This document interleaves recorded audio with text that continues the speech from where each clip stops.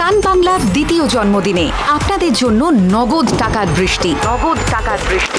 সত্যি বলছেন? হ্যাঁ, আবার শুরু হচ্ছে সান বাংলা দেখুন আর বাড়িতে বসে নগদ টাকা জিতুন কন্টেস্ট। 8ই ফেব্রুয়ারি থেকে রোজ সন্ধে 6টা থেকে রাত 10টা দেখতে থাকুন সান বাংলা। প্রতি এপিসোডে সহজ প্রশ্নের সঠিক উত্তর দিন আর প্রত্যেক সঠিক উত্তরের সঙ্গে জিততে পারেন ক্যাশ। কেমন লাগছে? ভালো। প্রতিদিন 200-র বেশি সঠিক উত্তরদাতা প্রতি সপ্তাহে জিতবেন 15 লক্ষ টাকা, যা সরাসরি পৌঁছে যাবে আপনাদের অ্যাকাউন্টে। আমি তো এটাই চেয়েছিলাম। 8ই ফেব্রুয়ারি থেকে প্রতিদিন সন্ধে 6টা থেকে রাত 10টা সান বাংলা দেখুন আর বাড়িতে বসে নগদ টাকা জিতুন।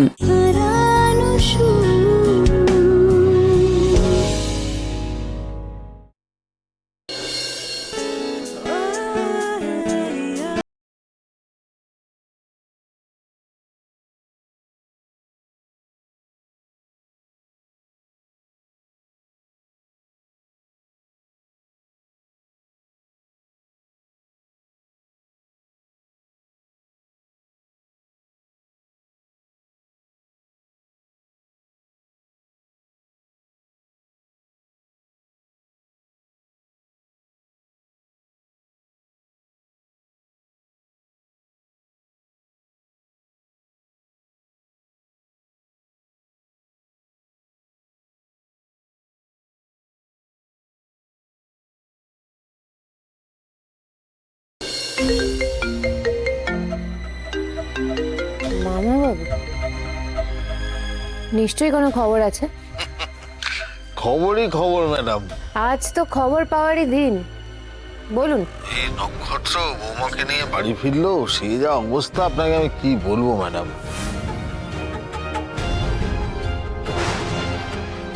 অহনা এখন পুরো শূন্য নম্বরে ম্যাডাম, সমস্ত নম্বর আপনার ঘরে ঢুকে গেছে।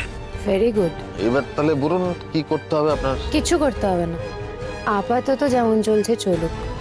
এমনিতেই আজ পার্টিতে নক্ষত্র ভীষণ বেইজ্জতি হয়েছে। ওর আর ওর বউয়ের সম্মান একেবারে ধুলোয় মিশে গেছে বলতে পারো। আমি পুরো আপনার ফ্যান হয়ে গেছি।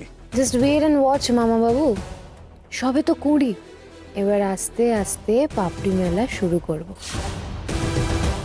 রাত হয়ে গেছে, ঘুমিয়ে পড়ুন। রাত হলে কেউ কেউ ঘুমোয়, আবার কেউ কেউ জেগে বাসা সাজায়। তুমি কখন এলে? কিছুক্ষণ মেয়েকে দেখছিলাম, আঙুল ধরে চলতে চলতে কখন বড় হয়ে বাবাকেও পেছনে ফেলে দিয়েছিস বুঝতে পারিনি। বাট যেটা করেছিস এবার, অহনা আর নক্ষত্র দুজনে আজ পুরো হাসির খোরাক হয়ে গেছিল। এটা তো করতেই হতো বাবা। বিয়ের মণ্ডপ থেকে আমাকে রিজেক্ট করে নক্ষত্র চলে গেছে। যতবার ওর কাছে যেতে গেছি ততবার আমাকে দূরে ঠেলে দিয়েছে। এমনি এমনি তোকে আমি কাছে টেনে নেব না। না, বললাম না ঘুমিয়ে পড়তে। জরুরি কথা ছিল ম্যাডাম একটা। নক্ষত্রকাল অহনাকে নিয়ে ওর শ্বশুর বাড়ি যাচ্ছে, মানে অহনাদের বাড়ি দিরাগমন। কার ফোন? ফালতু লোক বাবা। অবশ্য এইসব ফালতু লোকেদেরকেই আমি কাজে লাগাই। সে আমার থেকে ভালো আর কে জানে। পল্লবকে যেভাবে কাজে লাগিয়েছিস, তাতে সরগমকে 1 নম্বর কোম্পানি করতে তো বেশি সময় লাগবে না। অ্যাবসলিউটলি না, 6 মান্থস, 6 মাসের মধ্যেই সবটা হয়ে যাবে। তুমি তো ভালো করেই জানো, আমি যেটা চাই সেটা যতক্ষণ না পাচ্ছি আমার শান্তি হয় না। কার কথা বলছিস? নক্ষত্র? দেখ শিখা, ওসব এখন ভেবে লাভ আছে? নক্ষত্রর বিয়ে হয়ে গেছে, আর তাছাড়াও আমার কাছে তোর জন্য প্রচুর সম্বন্ধ আছে। বাবা প্লিজ, তোমাকে এসব নিয়ে ভাবতে হবে না। শিখা, জীবনে থিতু হতে হবে তোর। আর আমি তোর বাবা, আমি ভাববো না তো কে ভাববে বল? বিয়ে যদি আমাকে করতে হয় তাহলে আমি একজনকেই করব, নক্ষত্র দেবরয়।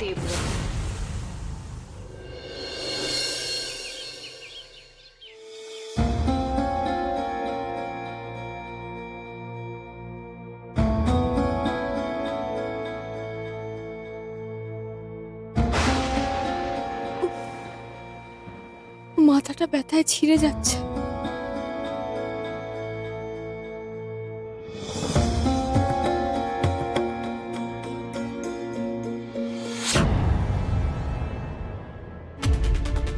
এখানে কেন?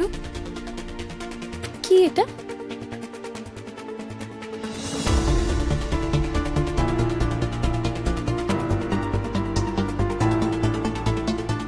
হ্যাঁ গো, শুনছো? ওঠো না।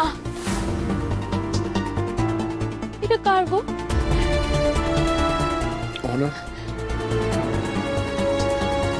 অনা কাল ইশিকার পার্টি থেকে তুমি এটা পরেই ফিরেছিলে। কি?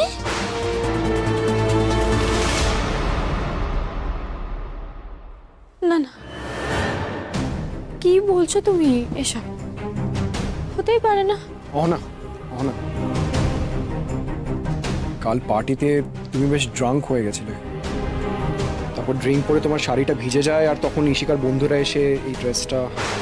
এটা হতেই পারে না। কি বলছো কি?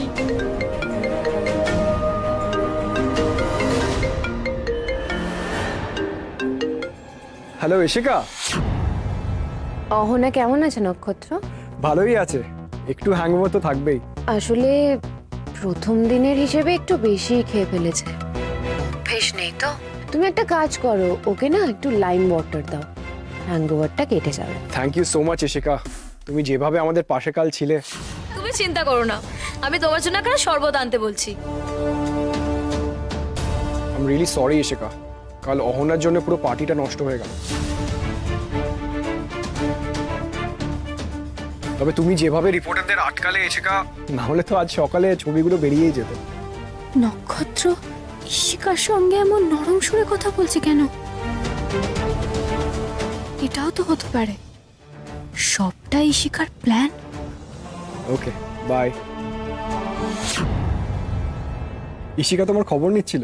সবার সামনে আমাকে অসম্মান করে ফোন করে জিজ্ঞেস করছিল আমি কেমন আছি। মানে ইশিকা কখন তোমার অসম্মান করলো? আমার ধারণা সবটাই ইশিকার প্ল্যান, সবটা একটা নাটক। ইশিকা আর ওর বন্ধুরা জেনে বুঝে আমার সাথে ভালো ব্যবহার করেছিল। ওই ইশিকাই ওই অরেঞ্জ জুসের মধ্যে কিছু একটা মিশিয়ে দিয়েছে যাতে আমার নেশা হয়ে যায়। কই, আর তো কারোর কিছু হলো না, আমারই কেন হলো? ওই ইশিকাই করেছে সব তুমি কিছু। বারবার ইশিকা ইশিকা কি করছো বলো তো? আমি নিজের চোখে দেখেছি কাল ইশিকা কিচ্ছু করেনি। ইশিকা এই ইনসিডেন্টের জন্য কোনোভাবেই দায়ী নয়। তুমি তো আমার কোনো কথা শুনতেই চাইছো না। শুনতে চাইছি না কারণ কাল তোমার কোনো হুঁশ ছিল না না। কাল কি হয়েছে না হয়েছে সেটা আমি দেখেছি। আমার হয়তো সবটা মনে নেই, কিন্তু ইশিকা পুরোপুরি নির্দোষ সেটা আমি মানতে পারছি। তুমি মানতে পারছো না কারণ তুমি আগের ইনসিডেন্টগুলো ভুলতে পারছো না। তবে মানুষ তো চেঞ্জ হয় না। ইশিকা কাল যেভাবে তোমাকে সাহায্য করেছিল সেটা আমি দেখেছি। রিপোর্টারদের বারণ করে আমাদের ছবি তুলতে। আর এই পুরোটা যদি ওর একটা অভিনয় হয়? কেউ তার ঘনিষ্ঠ বন্ধুকে সবার সামনে থাপ্পড় মেরে অভিনয় কেন করবে? তুমি বিশ্বাস করো, আমি জেনে বুঝে কোনো হার্ড ড্রিঙ্কস নিইনি। ওরা আমাকে যে অরেঞ্জ জুসটা দিয়েছিল আমি শুধু সেটাই খেয়েছি। আমি তোমায় অবিশ্বাস করছি না অহনা, তবে অরেঞ্জ জুসের মধ্যে তো অ্যালকোহল মিশিয়ে ককটেল বানানো হয়। তুমি হয়তো জানতে না। ইশিকার বন্ধুরা তো বলেছিল যে ওর মধ্যে কোনো অ্যালকোহল নেই। অহনা, আমি আর এই ঘরের বাইরের তর্ক বিতর্ক আর নিতে পারছি না। এই পুরো ব্যাপারটা আমার অসহ্য হয়ে উঠছে। ঘরে বাইরে মানে কি হয়েছে? কি হয়েছে? বাড়িতে কি কেউ কিছু বলেছে? বলো না, বলো, কেউ কিছু বলেছে বাড়িতে? অহনা, কাল বাড়ি ফিরে দেখি যে মা, ভালো মা, বাবা সবাই আমাদের জন্য অপেক্ষা করছে।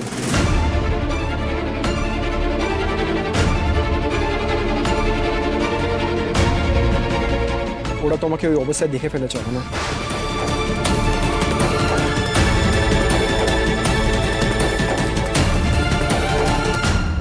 একটার পর একটা অঘটন আমার সাথে ঘটে চলেছে।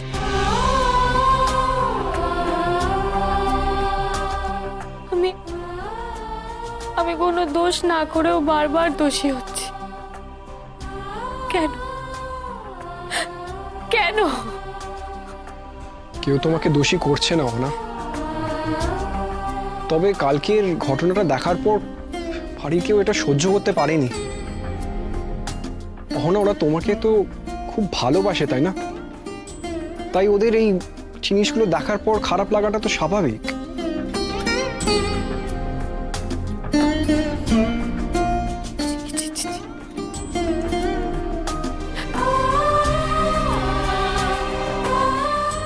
সবার সামনে আমি মাথা তুলে তাকাবো কি করে?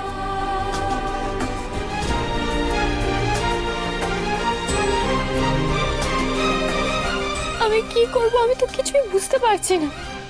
বলো না, আমি কি করব? অহনা, যা হয়ে গেছে সেটা নিয়ে তো আর ভেবে লাভ নেই। আমি জানি তুমি যা করেছো কোনোটাই জেনে বুঝে করোনি।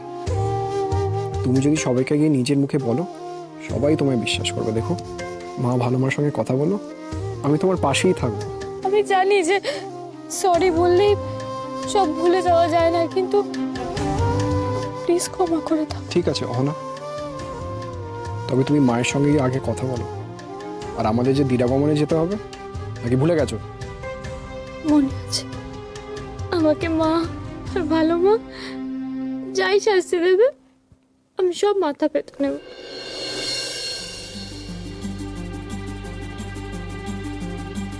পল্লব কাল সত্যি সত্যি আমার সঙ্গে ভালো ব্যাপার করলো। দিভাইকে কি সত্যি কালকের ব্যাপারে কিছু বলেনি পল্লব? দিভাইকে একটা ফোন করতে হবে।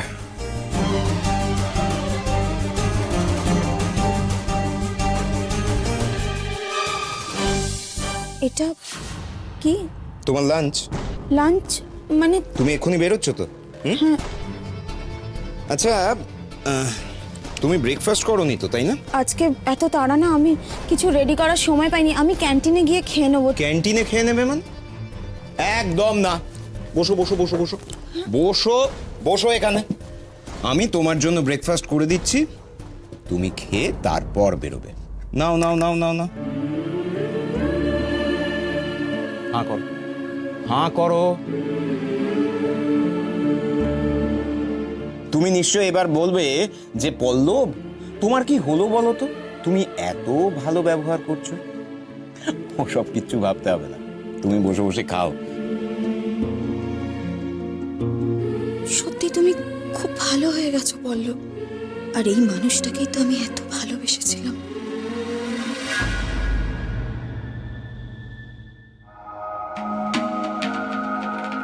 এই না তোমার চা। হ্যালো, কি হলো? কোথায় ডুবেছিলে শুনি? পল্লব, তোমার কালকে পার্টি কেমন হলো?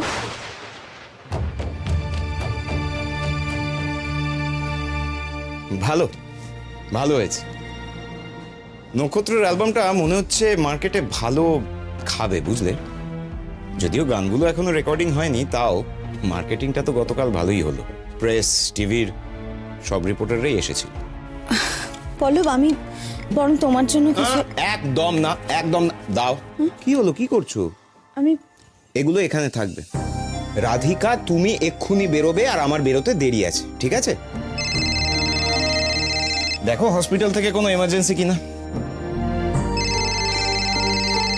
হসপিটাল নয়, ভাই ফোন করছে। হ্যাঁ ভাই বল। কিরে, কেমন আছিস তুই ভাই? আমি জাস্ট তোর ওই পার্টির কথাই বলছিলাম পল্লবকে। ওকে জিজ্ঞেস করছিলাম কাল পার্টি কেমন হলো। কি বললো তোকে? বললো ভালো হয়েছে। শোন, অহনা আর আমি আজ দিরাগমনে যাচ্ছি। তুই যদি পারিস সানাই বাড়িতে এসে কিছুদিন থেকে যা না। অ্যাকচুয়ালি কি বলতো, পল্লবের অফিস থাকে, আমারও হসপিটালে ডিউটি থাকে, দুজনে লাঞ্চ নিয়ে যাই তো, অনেক কাজ থাকে রে, আমার যাওয়া হবে না এই সময়। শোন না, পল্লব অনেক চেঞ্জ হয়ে গেছে।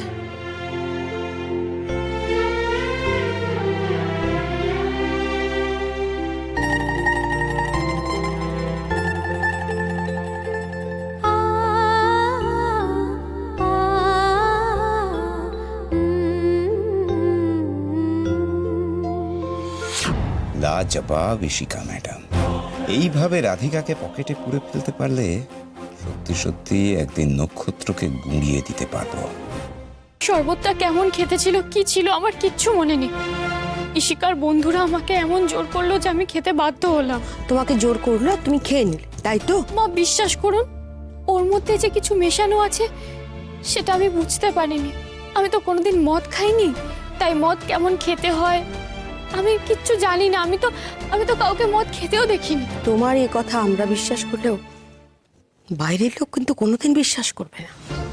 আর তাছাড়া শশাঙ্ক দেবরায়ের সঙ্গীত মহলে যে পরিচিতি, সেখানে তোমার এই অসভ্য আচরণ ওনার মান সম্মানকে কোথায় টেনে নামালো ভাবতে আমার মা, আমার সত্যি খুব অন্যায় হয়ে গেছে।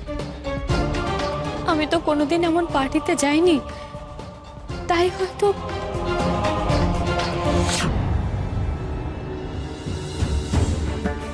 ঠাকুরের আশীর্বাদ নিতে এত ভাববার কি আছে?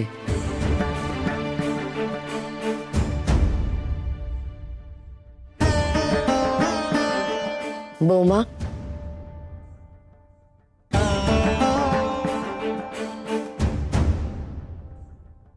আগে যখন কখনো এরকম পার্টিতে যাওনি, এবারেও না গেলেই তো পারতে।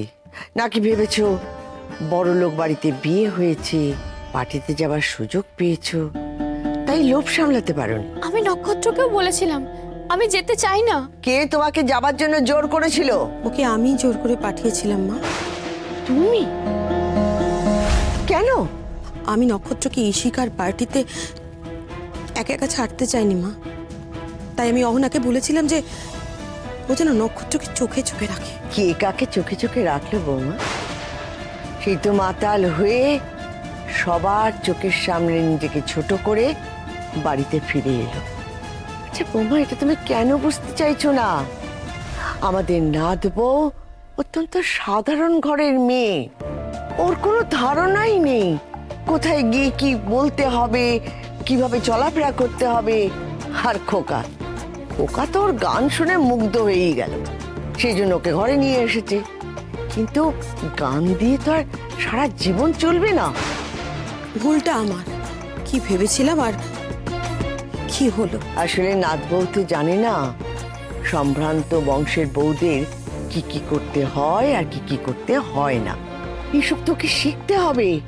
আমাদের পরিবারে কিভাবে ওঠে বসে কথা বলে, এগুলো তোকে অভ্যেস করতে হবে, না হলে দেখবে এই ঘটনা বারবার ঘটবে। আমি বুঝেছি, কিন্তু আপনার ছেলের কি আর সেসব খেয়াল আছে? থাকলে কি আর সে যেখান থেকে এরকম এক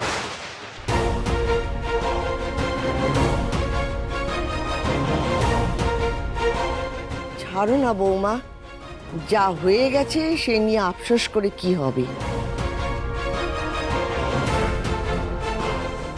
মা, আজ ওদের দিরাগমন, নক্ষত্র আর অহনাকে ওদের বাড়ি যেতে হবে তো।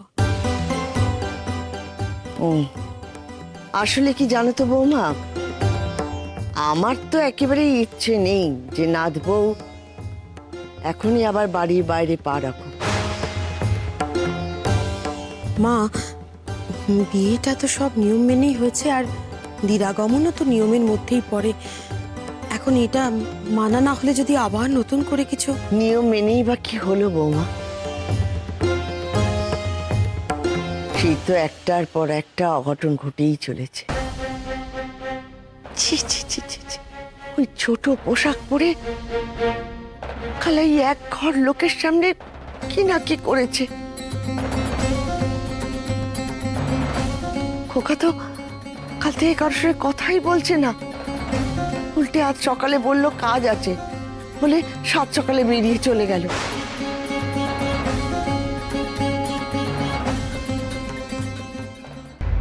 তাহলে কি ওরা যাবে না?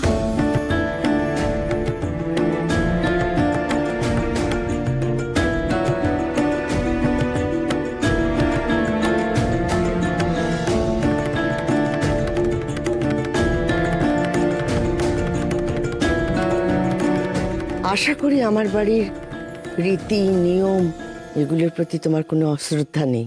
কি বলছো ভালো মা? তাহলে আমার গা ছুঁয়ে প্রতিজ্ঞা করো, তোমার বাড়িতে কোনো রকম অঘটনা ঘটতে দেবে না। কি হলো, কথা দাও? সব যেন নির্বিঘ্নে শান্তি মতো হয়, তার দায়িত্ব তুমি নেবে। বলো।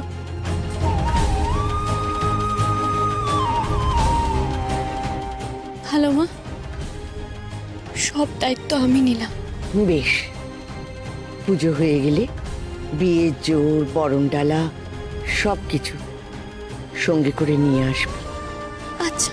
তুমি আর দাদু ভাই ফিরলে তোমাদের সঙ্গে করে নিয়ে ওগুলো আমি গঙ্গায় ভাসিয়ে দিয়ে আসবো। এটাই এবাড়ির নিয়ম। তুমি আমায় কথা দাও, এসবের তুমি অন্যথা হতে দেবে না। না ভালো মা, এই নিয়ম আমি অক্ষরে অক্ষরে পালন করব। দিদাগমন থেকে ফিরে তোমরা দুজনে সুন্দরভাবে সংসার করো।